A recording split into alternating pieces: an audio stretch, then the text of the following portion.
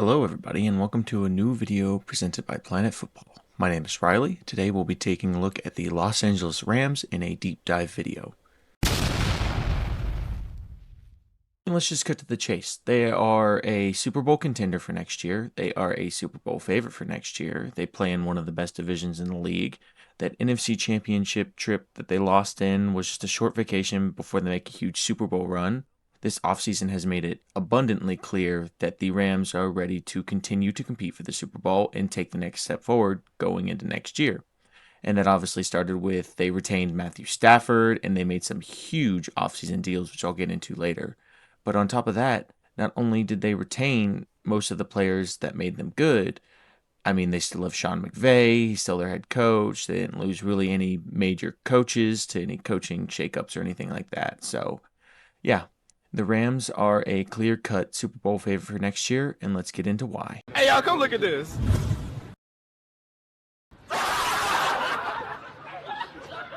While they do play in the division with the reigning Super Bowl champs in the Seattle Seahawks, I do believe that they will be the favorite going into next season, as the Seahawks are likely to have maybe even a Super Bowl hangover and a slump. But even with that, the Rams did nothing but improve in the offseason, and the only thing I did not like, which we will also get into later, is their draft. Same time it's risky to having dreamed that they coming and get me. Walking that bitch get critical. Dance moves hitting so hard shit crucial. Walking. First off, last year they went 12-5, finishing second in the division only behind the Seahawks. They ended up losing the NFC Championship game 31-27 to the Seahawks. Last year when they looked to be at the top dog in the league for the longest time before getting upset in a very massive comeback win by Seattle. Now, while they may have been a top team, there were still some holes in their roster that held them back. First off, while they had decent defensive ends, they did not have that guy at defensive end. While Jared Verse was a great young talent and he could have stepped into that role, they needed someone with impact now with an aging team. So, what did they do? They traded for Myles Garrett, that guy.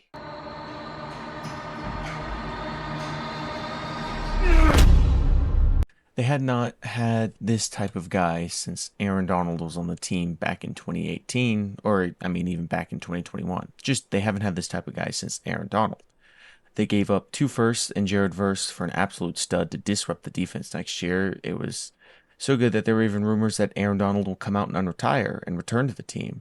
Now, it'll probably not be the same as 2018 Aaron Donald, but if he does return, it would be one of the craziest outcomes I have ever seen in an offseason.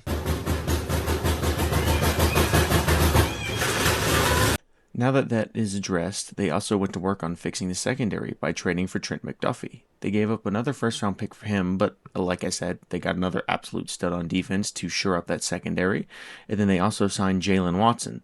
They pretty much just stole the Chiefs' secondary, which wasn't a bad secondary, it's pretty good, and they just lost Darion Kendrick and Kobe Durant to free agency.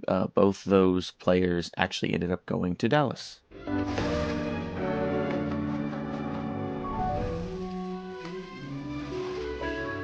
Hold on. Yeah.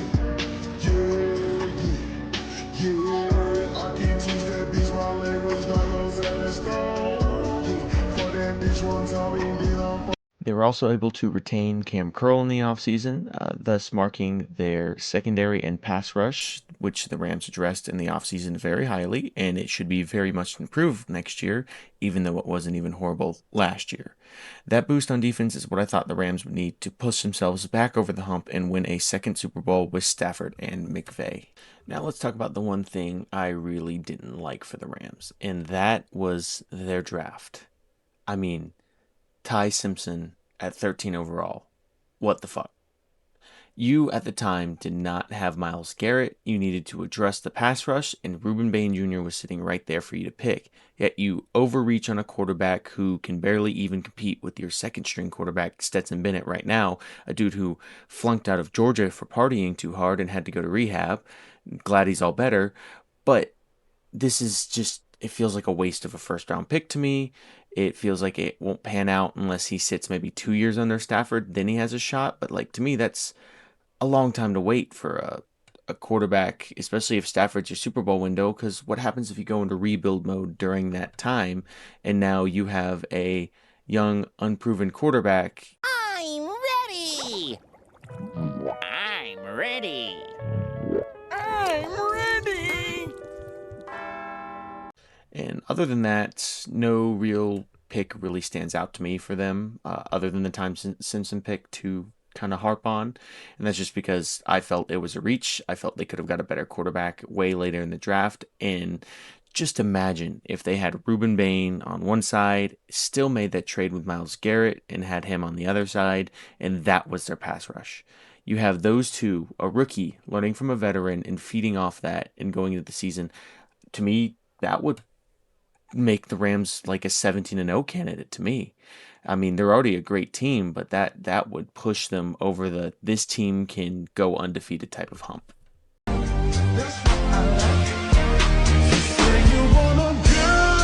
Now, to be completely fair, it is Sean McVay, and it is the Rams, and they have hit on some gems, but you won't see them until later in the season. They're typically a fifth-round pick. They like to trade away their first-round picks and get better players in the offseason, and it seems to be working because the Rams seem to always be up there in contention for playoffs and Super Bowl, and especially next year where they look to be, in my opinion, like I said, the Super Bowl favorites. I don't see many teams being able to go toe for toe for them when they are at their best. Especially if like they're in the playoffs, they're all built up and they have a home game, say they have like a home field advantage and they're the first seed. I don't see a team really going toe for them unless Seattle steps up like they did last year. Now, of course, going into the core team, you still pretty much have the core. You have Puka, Kyron, Stafford, a decent O-line, a better defense, okay linebackers, an improved secondary and pass rush. Those are all the things that you look for in a contending team. On top of that, you have a coach like Sean McVay. Sean McVay is the type of coach you always want behind your helm. He's a genius, and you have Chris Shula, not Mike Shula, South Carolina's blight, Chris Shula as your defensive coordinator, which he's a great defensive coordinator. But with the Rams, there's not really much else to say. They look primed to go for a run. Now, is that going to be a 1 or 2 year thing? Depends on how long Stafford wants to play. Because I could see Stafford winning maybe the MVP if he played like he did last year, and then if he wins the Super Bowl, just retiring on top. Because who could write up a better season to end it on other than a MVP and a Super Bowl, and you write out your career being one of the best quarterbacks of the recent decades and everything like that. Now, that would make my heart happy because I am a major Matthew Stafford fan.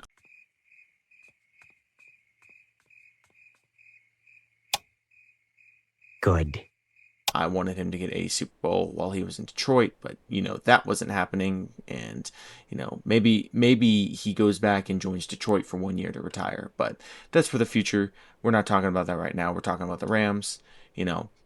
That's it. The Rams have the formula. They have the team. They have the coaching. Now they just have to go out and execute. They are my offseason pick to go and win the Super Bowl, and this is obviously barring any type of setback with injuries or illnesses or just screw ups. I just don't see them making those type of screw ups next year. But everything, because it's the off season, is a big we will see.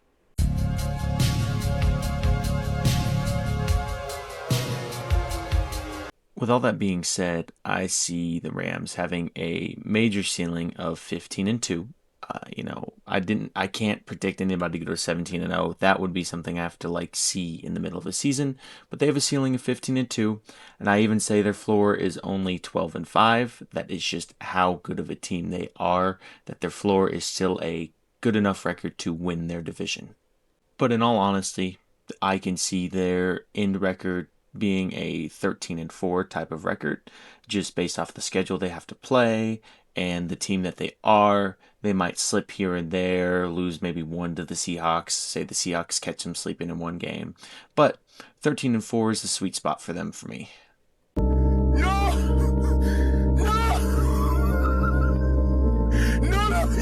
And on top of that, like I've said all video long, they are my personal favorites to win the Super Bowl. It's just, I can't see a team beating them that easily, especially in the playoffs. Like I said, if they are up and going, I think Stafford gets his second. I think McVay gets his second, and he cements himself in the Hall of Fame with an all-time year. Now, that brings us to the end of the video. This was Planet Football's deep dive into the Los Angeles Rams. My name is Riley. I am the one who did this video for this week. I'm one of the co-hosts. We hope you like, subscribe, and, view our channel, and hope you view more videos in the future. Yep. You guys have a good one, and peace out.